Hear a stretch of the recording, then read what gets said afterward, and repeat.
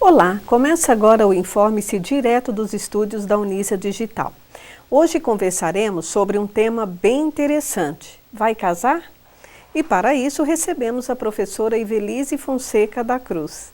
Ivelise é mestre e doutoranda em Direito pela PUC São Paulo, atua como advogada nas áreas de Direito Civil, Comercial, do Trabalho e Direitos Especiais e, além disso, é professora adjunta responsável pelas matérias jurídicas de diversos cursos da Unisa. Obrigada pela presença, doutora. Eu agradeço, Rosângela, de estar aqui com você. Se você vai casar, não deve pensar apenas em preparativos como festa, viagens, padrinhos. Saiba que o casamento exige uma certa burocracia, não é, doutora Ivelise? Verdade. E antes de entrarmos nesses detalhes, que são muitos os preparativos, qual o conceito de noivado? É interessante nós falarmos sobre noivado, porque quando nós pensamos em se casar, as pessoas, como você bem mencionou, elas se importam com a parte social e muitas vezes esquecem de se planejar na área jurídica, porque muda o meu status. Antes eu era solteira, agora eu me torno esposa. E dessa forma, isso modifica também a minha vida civil como cidadã aqui no nosso país. Dessa forma, o conceito de noivado tem a ver com a ideia de comprometimento. É a decisão de duas pessoas desimpedidas, de sexos opostos, que se comprometem a se conhecer um pouco melhor.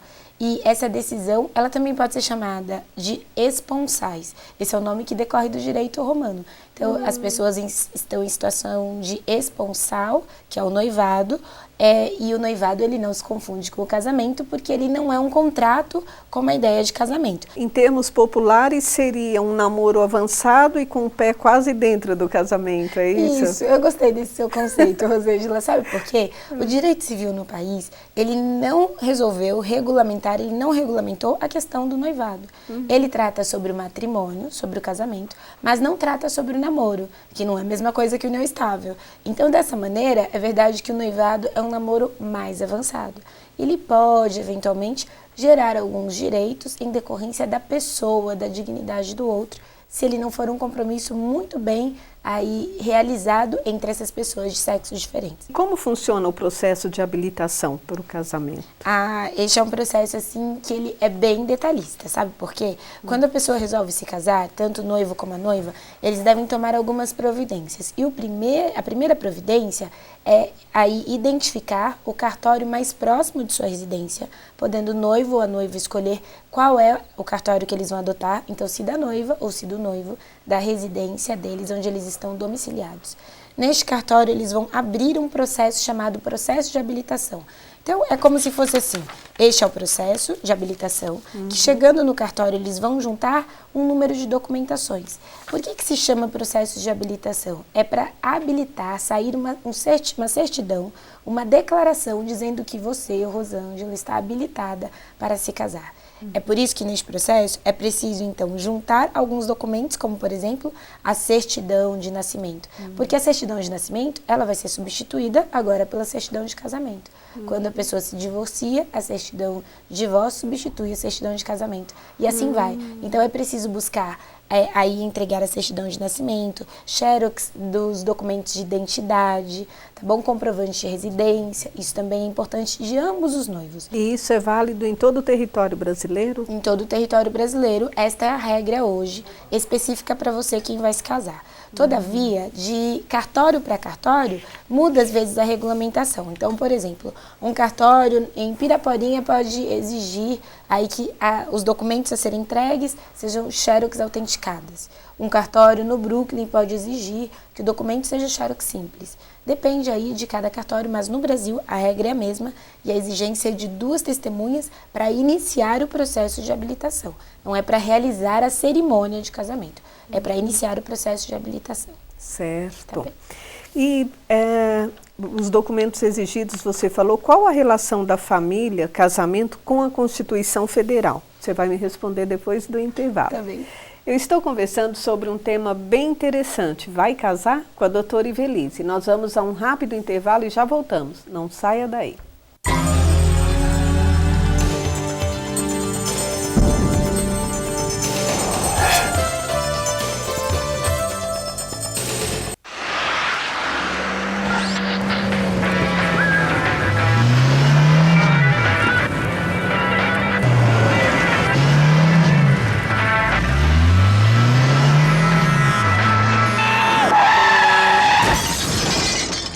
Esta foi a última vez que ele ouviu sua música preferida.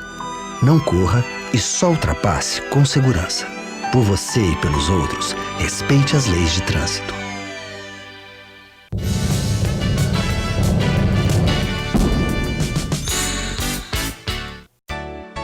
A Unisa sediou o 4º Seminário de Enfrentamento à Violência, Abuso e Exploração Sexual de Adolescentes, promovida pela ONG Rede Criança. Nós sempre nos associamos a uma universidade, não é?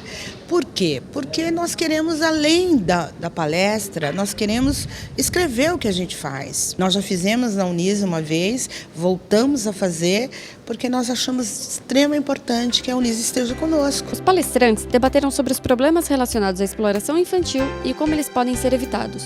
Eu respeito muito o trabalho da Rede Criança, é uma rede comprometida, que assim como nós, age no trabalho de prevenção, de acompanhamento, mas sobretudo do respeito à dignidade da pessoa humana, sobretudo divulgando o sistema de garantia de direitos da criança e do adolescente. Falamos do tema, esse tema é muito complexo, né? Então, por exemplo, nós tínhamos 100 pessoas aí. Se 3 profissionais saírem de fato para a defesa da criança e começar a conseguir identificar o que é tráfico de crianças e adolescentes, nós já ganhamos o dia. Conversamos com alguns dos espectadores para saber o que eles acharam da palestra. Eu gostei sobre a violência, né?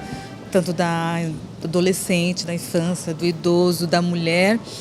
Assim, uma coisa que está muito enraizada, que a gente precisa trabalhar muito, precisa ter muitos fóruns para orientar. Gostei muito, foi bem gratificante. Recomendo, né, todas as alunas e esses colegas e colegas que também estão por aqui, né, na região, outros lugares, que participem em todas, que é muito boa.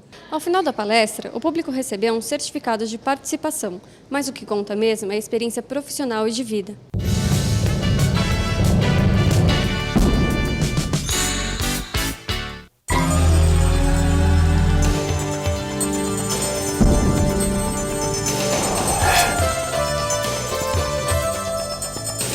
Estou conversando com a doutora Ivelise sobre o tema Vai Casar? Acompanhe nossa programação também pela internet www.cnu.org.br/alvivo.asp. No bloco anterior eu deixei uma pergunta no ar: qual a relação da família, casamento com a Constituição Federal? Sabe que a Constituição, ela rege hoje os núcleos especiais da nossa sociedade. E o núcleo mais importante é a família, que é constituída aí através do casamento, ou ainda da família monoparental e até da união estável. No entanto, a família, ela é tão observada pela Constituição, tão respeitada pela própria sociedade, que a Constituição estabelece que o Estado não pode interferir no planejamento familiar. O Estado, o poder público, ele não pode dizer quando você tem que casar, ele não pode dizer como funciona o seu casamento dentro de casa. Ele estabelece as regras para que haja uma convivência aí harmoniosa entre as partes.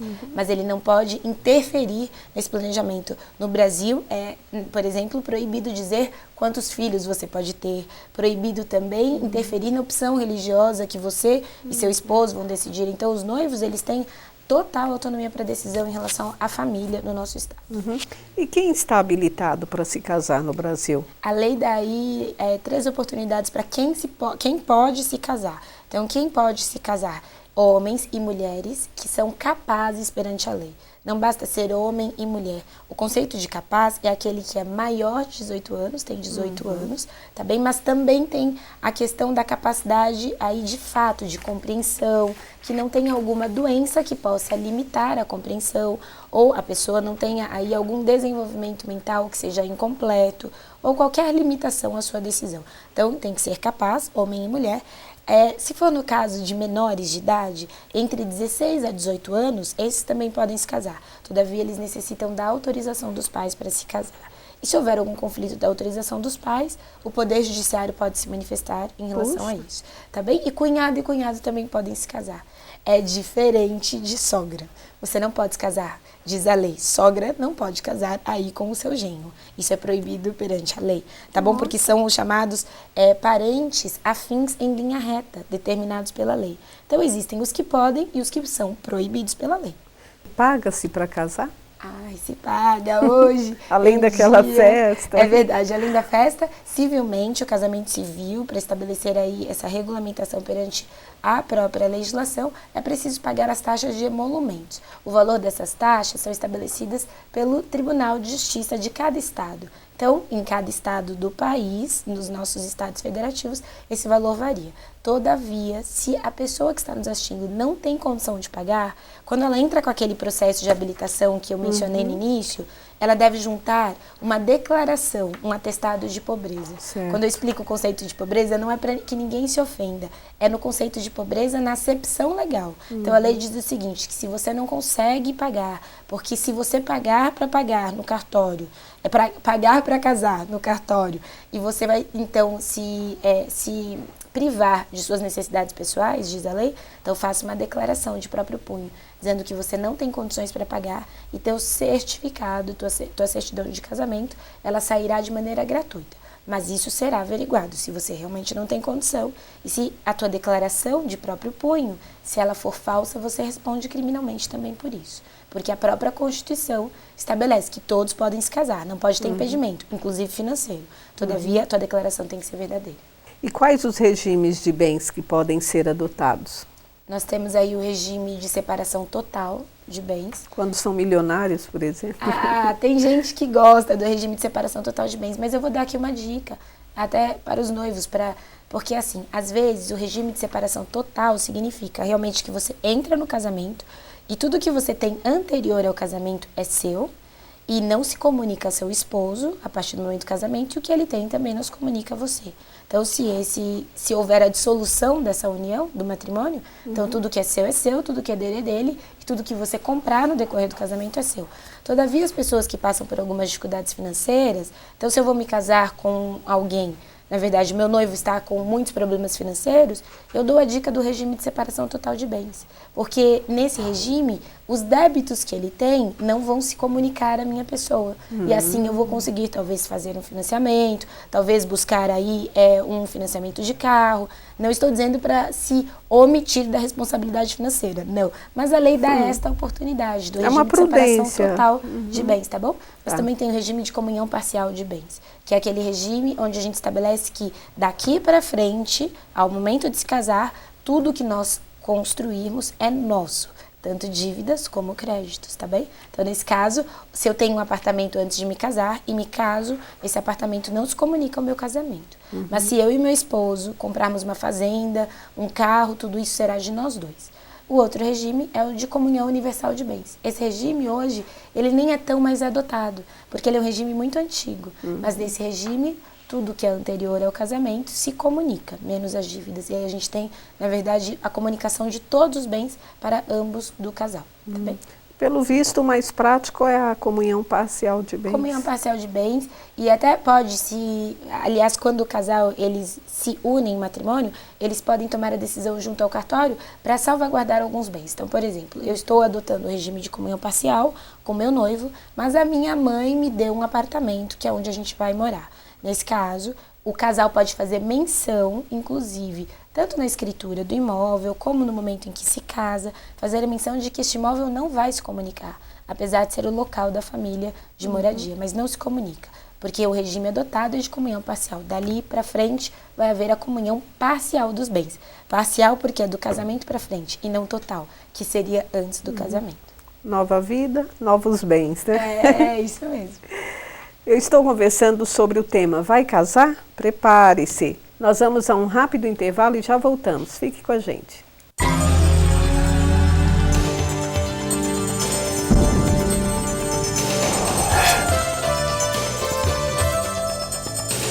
Todo mundo já convidou alguém para alguma coisa. Às vezes é só para se aproximar.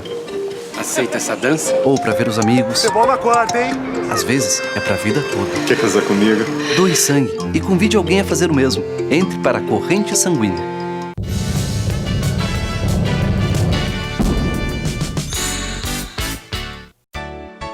A Unisa sediou o 4º Seminário de Enfrentamento à Violência, Abuso e Exploração Sexual de Adolescentes, promovida pela ONG Rede Criança. Nós sempre nos associamos a uma universidade, não é?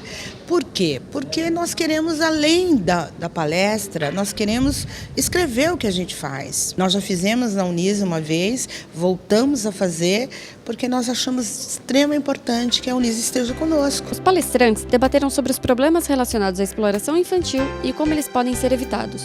Eu respeito muito o trabalho da Rede Criança, é uma rede comprometida, que assim como nós, age no trabalho de prevenção, de acompanhamento, mas sobretudo do respeito à dignidade da pessoa humana, sobretudo divulgando o sistema de garantia de direitos da criança e do adolescente. Falamos do tema, esse tema é muito complexo, né?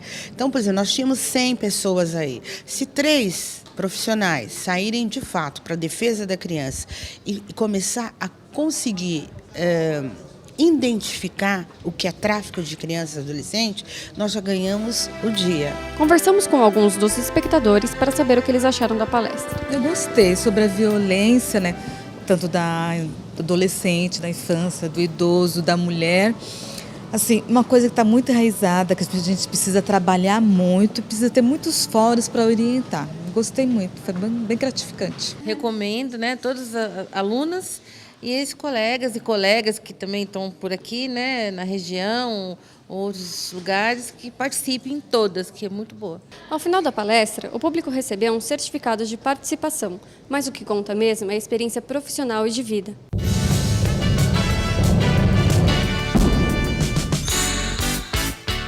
Saúde é bom saber. O que são as hepatites virais? São doenças contagiosas que provocam a inflamação do fígado. As mais comuns são as hepatites A, B, C e D. E como elas são transmitidas? De várias maneiras. A hepatite A pelo consumo de água ou alimentos contaminados. As hepatites B, C e D são transmitidas pelo sangue. Pode pegar hepatite B também em relações sexuais sem camisinha. O diagnóstico e o tratamento são direitos seus. Ministério da Saúde, Brasil, um país de todos.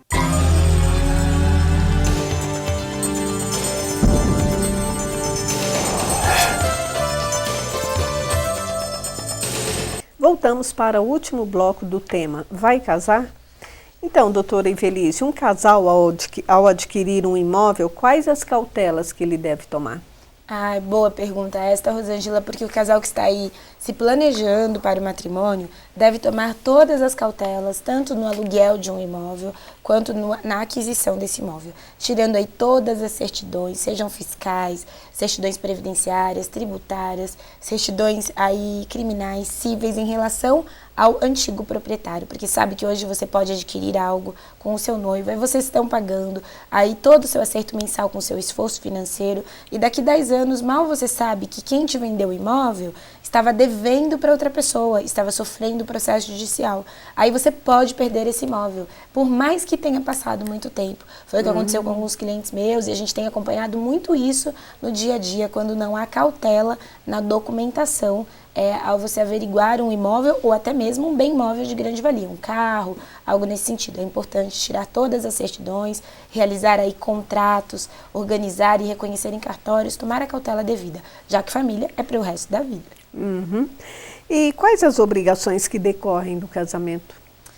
Nós temos aí a obrigação, acaba por ser um privilégio, né? Mas quem se casa tem o direito aí, o dever de estabelecer a fixação do seu domicílio. Existe uma das obrigações que eu também considero como direito de um em relação ao outro e um dever recíproco, que seria a coabitação. Não somente sexual, que é o ato sexual, mas a coabitação é de residir no mesmo espaço, ter ali a comunhão, a convivência um com o outro. Isso diz a lei, que decorre do casamento o dever da coabitação, da fidelidade recíproca, seria o terceiro dever que a gente pode observar, a fidelidade um para com o outro. É por isso que tantas vezes a gente tem tantas questões complexas no tocante à infidelidade pela internet, quem busca alternativas de convivência com outras pessoas na internet ao invés de com o seu cônjuge. Então isso decorre também do casamento. E o planejamento familiar é importante. A forma como você vai se planejar, a opção religiosa que o casal vai adotar, tudo isso decorre como dever também dentro do conceito de família que vai ser constituída através do casamento. E está virando moda agora casais casados morarem em casas separadas. É verdade. Funciona? Olha, juridicamente falando, não existe nenhum impedimento neste sentido, tá bom? Agora, socialmente, isso tem gerado grandes efeitos. É real, muita gente tem aí pretendido se casar e adotar. Eu moro na minha casa e você continua na sua e depois a gente vê se dá certo. Mas um dos deveres do próprio casamento é a coabitação, como eu disse anteriormente. É conviver junto, por mais difícil que seja, isso é um crescente para que se alcance essa harmonia plena. Todavia, se isso acontece por uma questão profissional, por incidentes temporários, isso é possível. Mas juridicamente isso não é bom, porque pode até eventualmente configurar, às vezes, o abandono de lar, se você resolve morar na sua casa e ele na casa dele, ou ainda configurar o seguinte, que vocês estão casados, mas estão separados há muito tempo. Apesar de casados civilmente, estão separados porque não convivem, e a convivência é um dos deveres do casamento. No início você falou do noivado, né? A importância do noivado e a responsabilidade dos noivos que projetam suas vidas e a cerimônia. E se depois de muito tempo o casamento não vier a ocorrer? No noivado, as pessoas, elas têm gastos dispendiosos, porque elas gastam com enxovais, alugam imóveis, alienam bens, elas fazem enfeites de igreja, nos salões de festas. E se isso não vem acontecer, a ruptura de um noivado, a legislação hoje, ela não regulamenta, ela não resolve. Não é proibido você romper o noivado, muito pelo contrário. Na dúvida, é melhor não ir do que ir sem ter a certeza e a confiança. Todavia, se essa ruptura acontece com a questão de indução a erro, se houve ofensa de uma das partes, se houve humilhação, ou se houve aí uma certa violência, por causa destes atos que ferem a dignidade do outro, pode haver uma certa indenização material e moral também. Então, digamos o seguinte, o casamento, ele também tem que ser baseado na confiança. Sabe que não pode haver erro quanto à pessoa. E esse erro quanto à pessoa é possível, se acontecer, de anular o casamento. Então, se eu me caso com um homem que diz para mim, e ele simulou os exames de que, na verdade, ele está bem para ter filhos, ele tem aí a questão da produtividade e até de reprodução, está toda ok, e depois eu descubro que não, houve um erro em relação à pessoa, ou se ele tem algum defeito. Vou dar um outro exemplo comigo mesma, tá bem? Só para vocês compreenderem, é como eu digo nas palestras. Digamos que eu convença ao meu noivo de que fisicamente eu estou bem, e eu não demonstro a ele, oculto qualquer informação a certos defeitos ou doenças que eu tenha. Então, se eu tiver uma doença que é contagiosa, nesse caso, digamos que eu tenha aí ou AIDS ou alguma espécie de DST, algo que possa colocar a vida do outro em constrangimento, se ele descobre antes de se casar, por causa do erro e do ato que foi oculto, é passível de indenização, porque eu dei justo motivo aí, neste caso, na mentira. Agora, se eu me caso mentindo a ele, também é passível de anular o casamento, não é separação. É constar no nome dele que ele nunca foi casado, porque houve um erro quanto à pessoa, a minha pessoa como noiva. Então, há de se ter a sinceridade. O término de um noivado pode acontecer, mas se ele acontece em resultado de humilhação ao outro, isso pode ensejar, sim, em indenizações. Você não pode simular para a pessoa, mentir em relação à existência de casamento anterior, a doenças, a nada disso. Há de se ter a sinceridade sob pena de se pagar indenizações, tá bem? Todo cuidado é pouco. É verdade. E quais são as vantagens e desvantagens do casamento? Se é que existem as desvantagens. Eu não vou aqui apontar desvantagens do casamento, sabe? Porque o casamento é a forma de se estabelecer hoje a família. E é uma forma de estabilidade, quando ele é bem decidido, bem pautado, regulamentado. A grande vantagem do casamento é que você tem aí juridicamente a união de esforços, de patrimônio, você se torna dependente aí na questão previdenciária, você tem alguns benefícios, juntos vocês conseguem construir melhor a questão da sua vida financeira, a vida emocional também. A dois, você consegue dar aí uma estabilidade melhor se você decidir ter filhos e descendentes, porque homem e mulher juntos hoje no nosso país, no conceito da lei, é o que constitui a família de forma efetiva para a educação, para oferecer a saúde plena para estas crianças que virão. Então eu vejo aí grandes vantagens. Não vejo desvantagem para aquele, Rosângela, que toma a decisão de maneira muito bem pautada, ponderada, dentro do que diz a lei, ou bem orientado e bem planejado também. A desvantagem de um casamento, ele decorre quando não há bom planejamento, não somente financeiro, de orientação, de confiança, de conhecimento. Às vezes as pessoas se casam no ímpeto.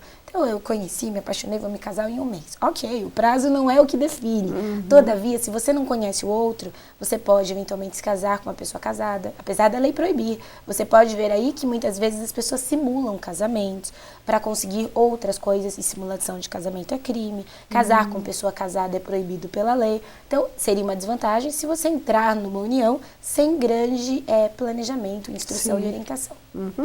E para finalizar, dicas de uma advogada para quem deseja casar? Que você vá bem decidido. A minha dica é que você tire, na verdade, faça aí todas as orientações possíveis.